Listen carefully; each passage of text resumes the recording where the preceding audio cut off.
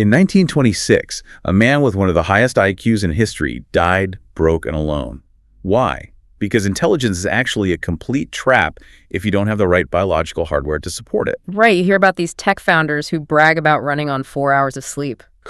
Constantly. Well, what if I told you their brains are literally physically filling up with toxic exhaust, like actual gunk? Yeah, they're fast-tracking their way to severe cognitive decline because they're completely ignoring one very specific biological mechanism. Exactly. Your IQ doesn't matter if your brain is corroding from the inside out. So if you're obsessed with the why behind human success, well, you're in the right place. Hit subscribe and turn on that bell to join the Insight Lab.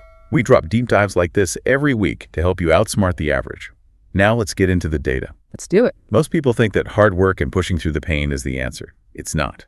Today, we're breaking down the nocturnal rinse and why your brain might actually be your own worst enemy. Yeah, people treat a rough morning, that heavy brain fog, like it's just psychological fatigue. Like a mindset issue you can just fix with espresso. Right, exactly. But it's not. That sluggish sensation is highly tangible. It is the physical manifestation of molecular debris sitting inside your cranium. Wait, actual physical debris? I mean, I always thought brain fog was just like a lack of neurotransmitter firing or something, not tangible trash. It is very tangible. And to understand why it's there, we have to look at the sheer biological math of how your brain consumes energy. Right. So your brain only accounts for about 2% of your total body weight. Which is roughly the size of a grapefruit. Give or take, yeah. Yet, it consumes a staggering 20% of your body's entire daily energy supply. Okay, let's unpack this. Yeah, 20%. For an organ that small, what is it possibly doing at a cellular level to burn that much fuel? I mean, my muscles burn energy when I run, but I'm just sitting at a desk thinking. Well, thinking is incredibly metabolically expensive. Every single time a neuron fires, whether you are processing a complex spreadsheet or recalling a memory or even just regulating your breathing, that cell has to pump ions across its membrane to reset its electrical charge. And that takes energy. Massive amounts of a molecule called ATP, Okay. Which is the cellular energy currency. So it's less like a standard organ and more like, I don't know, a massive, constantly running server farm. It's processing endless data, and because of that intense transmission, it's running super hot. That server farm analogy works perfectly because, just like servers generate massive heat that requires cooling systems, intense cellular metabolism generates massive amounts of byproduct. Like exhaust. Exactly. We can think of it as metabolic smoke. When your neurons rapidly burn through that energy, they leave behind tangible molecular waste in the tiny spaces between the cells. I'm reading through the source material from the Insight Lab on this, and they highlight one specific component of this exhaust that sounds incredibly destructive. Beta-amyloid. What actually is it, and why is it so dangerous if it's just a normal byproduct of thinking? So beta-amyloid is a peptide. It's essentially a fragment that gets snipped off a much larger protein embedded in the membrane of the neuron. Okay. Under normal conditions, when your brain is healthy, it's just a routine piece of cellular debris. The danger comes from its molecular structure. It has highly hydrophobic regions. Hydrophobic, meaning those parts of the molecule actively repel water. Precisely. And because the brain is an incredibly fluid environment, these water-fearing fragments are desperately trying to avoid the fluid all around them. So they just clump together. Exactly. To avoid the water, these sticky proteins naturally seek each other out and bind together.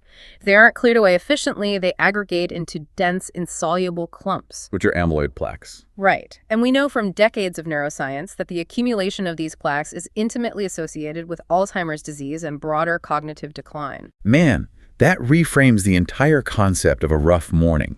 When you wake up feeling incredibly groggy, it isn't just a lack of motivation. It is the physical, mechanical interference of this sticky waste suffocating your neurons. It is structural interference. The smoke has literally clouded the room, making it physically harder for the synapses to fire. Which creates a really fascinating biological paradox. If our brains are burning 20% of our energy and generating this highly toxic exhaust all day long, how do we survive it? Yeah, that is the glaring question here. Because for the rest of the body, we have a built-in trash collection service, the lymphatic system. We have lymph nodes all over our bodies filtering out toxins. Right. But the brain doesn't have access to that system, does it? It doesn't. The brain is highly protected by the blood-brain barrier. It is essentially an impenetrable fortress designed to keep pathogens in the bloodstream from ever touching our neural tissue. which is good for keeping infections out. Yes, but by walling the brain off to protect it from outside invaders, evolution also walled off the normal exit routes for internal waste.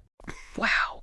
For decades, scientists were completely baffled by how the brain kept itself from drowning in its own garbage. It's like building an ultra-exclusive VIP room in a nightclub with 10-foot steel walls to keep the riffraff out, but you completely forget to put any trash cans inside, or even a door for the janitors to use. Right. Eventually, the VIPs are going to be standing waist-deep in their own empty glasses. That was the assumption, until relatively recent imaging technologies allowed researchers to discover a specialized, exclusive waste clearance network built solely for the brain. They named it the Glymphatic System. Glymphatic, with a G. Because it relies on glial cells. Yes, glial cells are the support cells of the brain. They outnumber neurons and maintain the environment. But the critical limitation of this glymphatic system is its timing. It cannot operate while you are awake. Wait, why not? If the brain is generating the most waste during the day when I'm stressed and working, wouldn't it make sense to clear it out simultaneously? It comes down to biological trade-offs and fluid dynamics.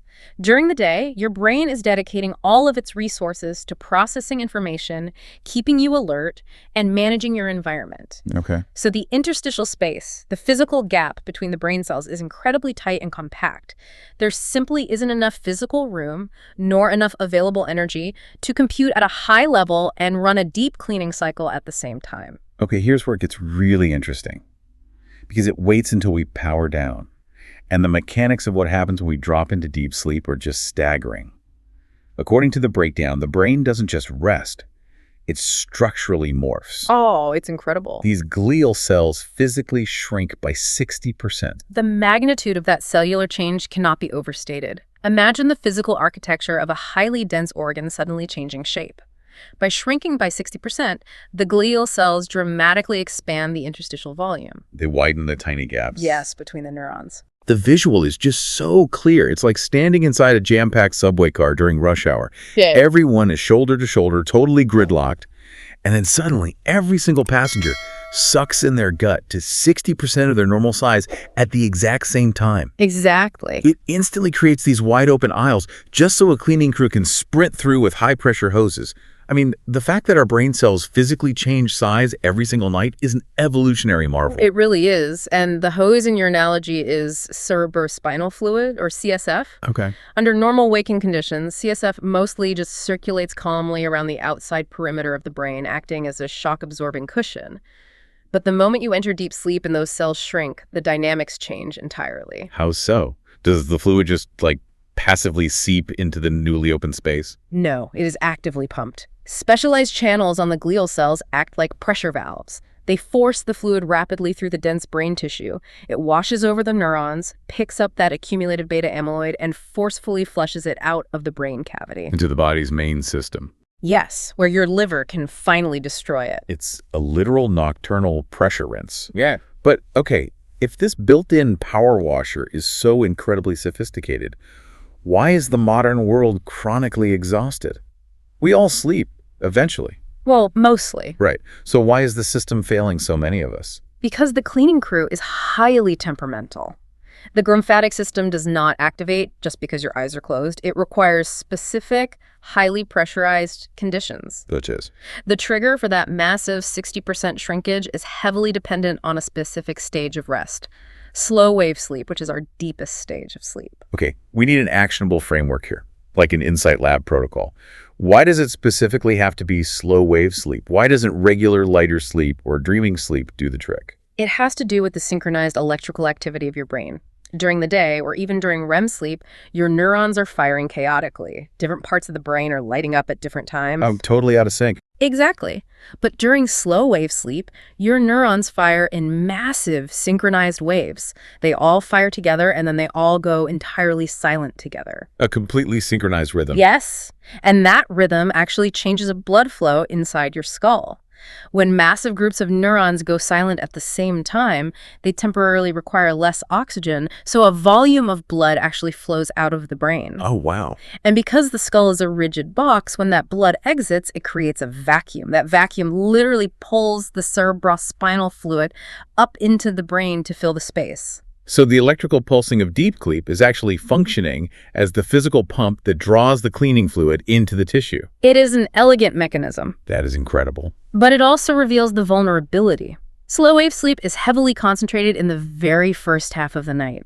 As the night progresses, your sleep cycles shift to favor REM sleep. Which means the old catch-up sleep tactic is biologically flawed. Like, if I stay up until 2 in the morning answering emails and then just sleep until 11 a.m., assuming I got my 8 hours, I've actually missed the optimal window. Completely.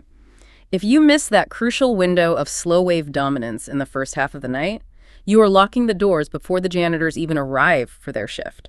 You might be unconscious, but you aren't running the deep cleaning cycle. The sticky smoke remains trapped. Exactly. And timing isn't the only variable here for our protocol. The research dives into fluid dynamics and posture, pointing out that how you physically position your body fundamentally alters the efficiency of this process. It does. It comes down to gravity and anatomical alignment.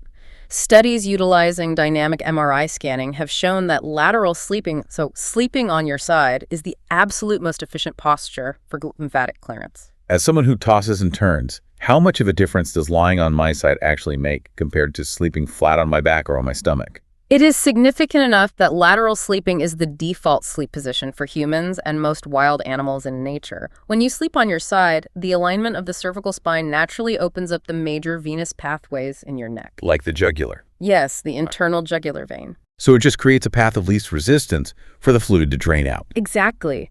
The glymphatic system relies on pressure gradients. Lying on your back or twisting your neck to sleep on your stomach compresses those pathways. By sleeping on your side, you leverage gravity to maximize the outflow of the toxic fluid. It's fascinating how a tiny mechanical adjustment, like just head posture, dictates whether you successfully fend off cognitive decline. Oh. But, knowing all this makes modern hustle culture look totally unhinged. Oh, definitely. You have these finance gurus proudly bragging that they're running empires on 4 hours of sleep. They treat sleep deprivation like a badge of honor. From a neurobiological perspective, they are essentially bragging about intentionally accumulating neurotoxic waste. Right. I was trying to find a good analogy for this. It's like running a high-volume 24-hour diner. The cooks are constantly making food, dropping fries, searing burgers. But because they never close, the nighttime cleaning crew can never come in to mop the floors. Yeah, that's exactly it. You can keep pushing out orders for a few days and maybe you feel highly productive, but eventually the grease traps overflow, the health code violations pile up, and the health inspector shuts the entire operation down. And in this case, the health inspector is severe cognitive decline. Exactly. And the research explicitly notes that you cannot simply mop the floors once on a Sunday and make up for a week of a 24-hour diner operation. Even a single night of acute sleep deprivation leads to a measurable spike in beta-amyloid levels the very next day. Because the exhaust never left the engine. You are chronically overclocking a system without ever running the cooling fans. And over years, that chronic lack of clearance allows those hydrophobic proteins to bind together and form irreversible plaques. You aren't just making yourself tired, you are systematically eroding your brain's hardware. This requires such a massive shift in how we view our daily routines. We constantly frame sleep as lost time, like a frustrating biological tax we have to pay. But it's not. No. If we synthesize all of this, the takeaway is that sleep is an aggressively active process. It is a non-negotiable maintenance appointment. A physically clean hard drive is the ultimate prerequisite for high-level decision-making. It really reframes the conversation, and it leaves us with a broader implication that we need to seriously evaluate. If our brains literally require lateral sleeping, specific slow-wave electrical synchronization, and early night timing to physically flush out disease-causing plaques, we have to ask how much of our modern lifestyle is completely antithetical to our own biology. That implies our environment is essentially designed to break the system. Think about it. The late-night blue light from our screens suppresses melatonin and delays that crucial slow-wave sleep. Right. The erratic hours of shift work destroy our circadian rhythms. The constant low-grade cortisol from endless notifications keeps our nervous system elevated, preventing the deep relaxation required for the glial cells to shrink. We are actively preventing the subway car passengers from making room for the cleaning crew. We are. Our modern lifestyle is in direct physical conflict with millions of years of perfectly calibrated evolutionary plumbing. We are intentionally clogging the drain and then wondering why our minds feel so clouded in the morning. That is a haunting but necessary realization. We possess this miraculous, built-in, self-cleaning mechanism, and yet our daily habits are its biggest obstacle. A clean brain is the foundation of a functional mind. No question about it. So if you realize your sleep position and timing is actually a trap, well, you're only halfway there. Because understanding how to actually achieve that synchronized deep sleep in the modern world is the next critical step. Absolutely. Watch our breakdown on the billionaire sleep myth right here to complete the puzzle. Protect your slow wave sleep, try sleeping on your side, and let that nocturnal rinse wash the fog away.